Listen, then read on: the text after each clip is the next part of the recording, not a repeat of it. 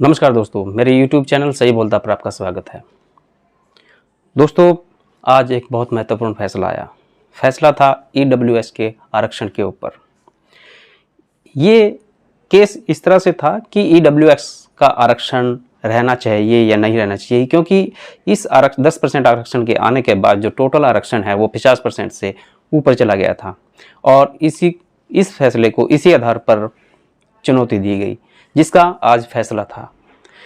दोस्तों, मेरा अंदाज़ा था कि ये EWS आरक्षण के पक्ष में ही ये फैसला आएगा, मगर कुछ लोगों का ये भी अंदाज़ा था क्योंकि ये 50% से ऊपर जा रहा है, इसलिए संविधान इसको मान्यता नहीं देता, इसलिए हो सकता है कि ये आरक्षण हटाना पड़े।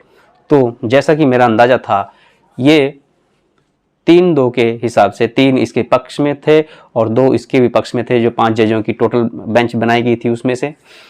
तो ये EWS का जो आरक्षण है उसको कंटिन्यू किया गया, उसको आगे चलने दिया गया है। दोस्तों, वैसे मैं जो वीडियो बनाना चाहता था वो इस आधार पर वीडियो बनाना चाहता था कि जो जजों ने अपने तर्क प्रस्तुत किए इस बारे में वो मैं आपको बताऊं, उसके बारे में ये वीडियो मैं बनाना चाहता था, क्योंकि जो उन्होंने तर्क दिए हैं वो काफ़ी महत्वपूर्ण हैं। मगर अभी जो मैं वीडियो बना रहा हूँ इसका कारण कुछ और है। इसका कारण ये है कि जैसे ही ये फैसला आया तो सोशल मीडिया के ऊपर EWS के आरक्षण के जो पक्ष में लोग हैं और विपक्ष में लोग हैं वो कुछ ऐसी बातें लिखकर इस फैसले को आगे बढ़ाने लगे जिससे कि दूसरा पक्ष भड़क जाए, और इसी तरह से जो है दोनों तरफ से ऐसा चलने लगा। जब ये चलने लगा तो इसी कड़ी में एक मैसेज किसी टीचर ने अपने स्टेटस पे डाला हुआ, तो मेरे बच्चे के पास भी स्टेटस पहुंचा।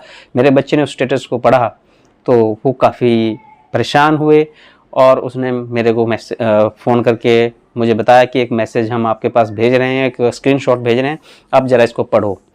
तो मैंने जब उसको पढ़ा और बच्चे की जो परेशानी थी मुझे समझ में आई, तो इसलिए मैंने ये इमरजेंसी में अब वीडियो बनाने की सोची कि मैं ये वीडियो बनाऊं।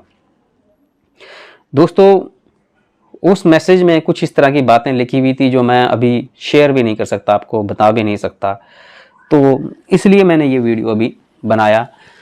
तो अभी अगर हम बात करें कि क्या हम इसके पक्ष में हैं या विपक्ष में हैं, मैं खुद SC हूँ और जो SC लोग दूसरे हैं, मेरे यार दोस्त हैं, मेरे साथी काम करने वाले हैं या कोई और हैं, मैंने उनसे बात की। उनसे जब बात की तो उनका ये कहना था कि ठीक है, हमें आरक्षण मिल रहा है, अगर 10% उनको भी मिलता है तो हमें कोई परेशानी नहीं है।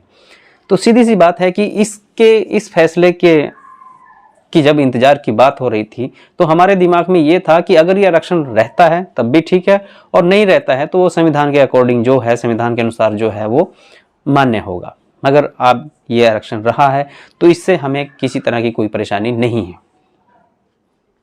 सभी का यही इसमें राय है। मगर तो फिर कौन है जो ये लोग इस तरह के मैसेज, इस तरह के फेसबुक के ऊपर फोटोज़ डाल रहे हैं, स्टेटस डाल रहे हैं, यूट्यूब पे वीडियोस डाल रहे हैं, ये लोग कौन हैं?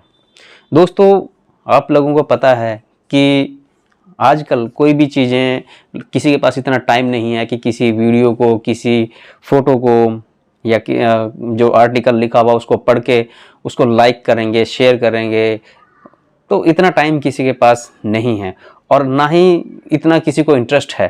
मगर जब हम ऐसी चीज़ों को देखते हैं कि जहाँ पर कुछ ऐसी बातें लिखी गई हैं जो दूसरे के खिलाफ बहुत ज़्यादा डीप लिखी गई हैं, बहुत ज़्यादा ऑफेंसिव बातें दूसरे के बारे में लिखी गई हैं, चाहे वो गालियाँ लिख दी गई हों, चाहे वो अपशब्द लिख दिए गए हों, तब आपकी नज़र उसके ऊपर अटक जाती है और आप उसको जो है शेयर करते हैं। जब आप उसको शेयर करते हैं तो इस तरह से उसको प्रचार मिल जाता है, चाहे आप उस बात के खिलाफ हों, उसकी बात के खिलाफ होते हुए भी आप उसको शेयर कर रहे हैं, कहीं उस बात के फेवर में होंगे तब भी वो उसको शेयर कर रहे हैं, तो इस तरह से उसको नेगेटिव पॉपुलैरिटी मिलती है, जिसको नकारात्मक प्रचार बोला जाता है, वो उसको मिलता है।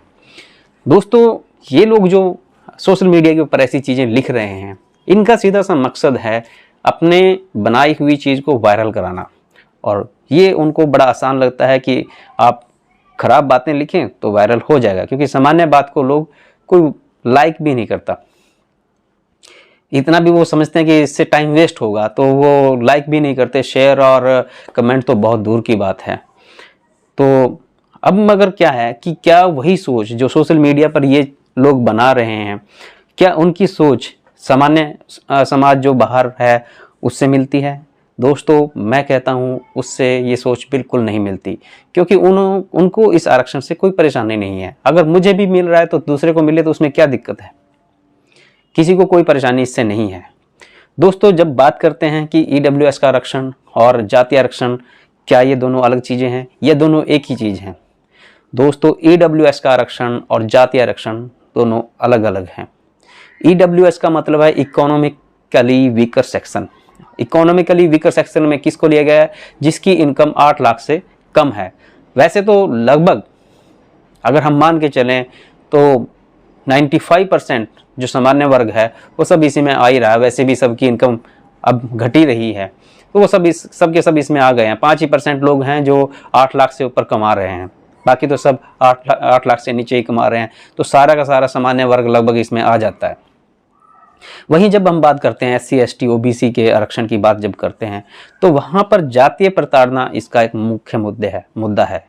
वहाँ पर पैसे से इसका कोई ज़्यादा लेना देना नहीं है, क्योंकि जातीय प्रताड़ना पैसे के हिसाब से नहीं होती है, वो उसकी जाति के हिसाब से होती है। वो उसके इकोनॉमिक स्टेटस के हिसाब से नहीं होती है, वो उसके सोशल स्टेटस की वजह से होती है। दोस्तों मैं आपको उदाहरण देता हूँ कि मैं राजस्थान में जहाँ पे ड्यूटी कर रहा था तो वहाँ पे एक SC समाज का व्यक्ति बाल कटवाने के लिए नाई के पास गया, तो नाई ने उसके बाल काटने से मना कर दिया। उसको ये बात बहुत बुरी लगी, हर्ट किया उसको और हर्ट करेगा भी, ये सीधा दिमाग पर असर करने वाली बात थी।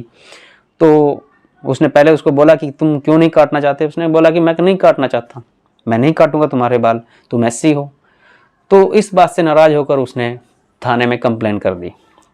जब थाने में कंप्लेन की तो अब दूसरे समाज के लोग उस नाई के फेवर में आ गए और वहाँ पर 4 गांवों की पंचायत हुई। 4 गांवों की पंचायत ने ये फैसला किया कि जब तक वो व्यक्ति अपनी कंप्लेंट वापस नहीं लेगा तब तक उसका हुक्का पानी बंद कर दिया जाएगा। तो इस तरह से उसको तंग कर दिया गया कि वो अपनी कंप्लेंट वापस ले। क्योंकि मैं वहीं पे ड्यूटी कर रहा था तो मेरे अंदर भी एक क्यूरियोसिटी पैदा हुई, जिज्ञासा मेरे अंदर पैदा हुई कि मैं उस नाई से बात करूं। मैंने उस नाई से पूछा कि तुमको उसके बाल काटने में क्या दिक्कत थी? क्योंकि मैं कर्मचारी हूं तो मेरे प्रति उनका रुख नरम था। तो उसने बताया कि अगर मैं उसके बाल काटता तो बाकी लोग मेरे से बाल नहीं कटवाते और इस तरह से मेरी दुकान बंद हो जाती। तो दोस्तों इस तरह से वो उसके पास पैसा था या नहीं था इससे उसके कोई मतलब नहीं था, मगर यहाँ पर जो घटना हुई उसका घटना का उस आदमी की जो मेंटलिटी है, उस आदमी की मानसिकता के ऊपर क्या असर हुआ होगा आप समझ सकते हैं। क्या वो व्यक्ति सामान्य तौर पर अपना काम कर पाएगा? क्या वो व्यक्ति सामान्य तौर पर औरों के साथ कंपीट कर पाएगा, उनके साथ प्रतियोगिता कर पाएगा जिसके साथ ऐसी घटना हुई हो? तो दोस्तों इसलिए ईडब्ल्यूएस और जातीय आरक्षण दोनों अलग अलग चीजें हैं। अब इसमें कुछ लोग तर्क ये दे रहे थे कि जिसको पहले से आरक्षण की सुविधा मिली हो वो उसके बच्चे आरक्षण लें या नहीं लें। तो यहाँ पर अब वही बात आ जाती है कि ये जातीय है, ये वित्तीय नहीं है, इसका आपकी जो है इकोनॉमिक स्टेटस से कोई लेना देना नहीं है, इसका आपके सोशल स्टेटस से लेना देना है। क्योंकि जब तक SC ST OBC के लोग उन पदों तक नहीं पहुंचेंगे जहां पर दूसरे पहले से काबिज हैं, तब तक इस आरक्षण की आवश्यकता है। क्योंकि तभी समाज में समरसता आ सकती है जब सबको बराबरी का हक हो। EWS का जो आरक्षण है वो गरीबी के हिसाब से है, और यहाँ पे मैं गरीबी की बात करूँ तो वहाँ पर 8 लाख का कैप रखा गया और 8 लाख के हिसाब से तो सब के सब उसमें आ जाते हैं। तो उसको गरीबी का भी कहें तो मुझे नहीं लगता कि वो सही होगा, क्योंकि 8 लाख कमाने वाला गरीब नहीं होगा। चलो फिर भी वो EWS है, इकोनॉमिकली वीकर सेक्शन है, उसको कहा गया है तो हम उसको मान के चलते हैं।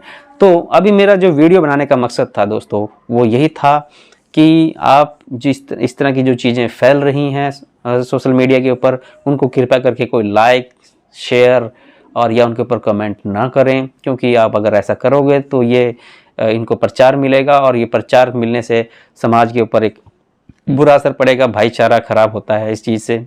इसलिए मेरा ये वीडियो बनाने का मकसद था। हो सकता है कि क्योंकि मेरा वीडियो ज़्यादा लोगों तक नहीं पहुंचता, मगर जिस तक भी पहुंचे, अगर ये कुछ लोगों के तक भी पहुंच रहा है, अगर कुछ लोगों के ऊपर भी ये वीडियो असर करता है, तो मैं समझूंगा कि मेरा मकसद सफल हुआ है। जय भीम, जय भारत।